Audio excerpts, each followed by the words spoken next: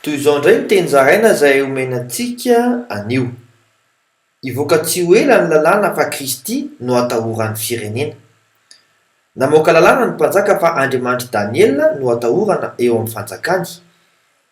Araka ny voasoratra ao amin'ny Daniela 4:7-20 amin'ny anaran'i Jesosy hoe: manao lalàna aho mba hangovitan'ny olona sy atahorana eo anatrehan'Andriamanitra Daniela eran'ny fanjakako rehetra.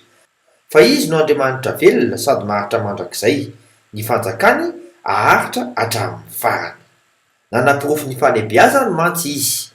Araka ny voasoratra ao amin'ny Daniela 4:7-20 amin'ny anaran'i Jesosy hoe: izy no namonjy sy manafaka ary manao famantarana sy fahagagana ny an-danitra sy etỳ an-tany, ary izy no namonjy an'i Daniela ho afaka tamin'ny herin'ny liona.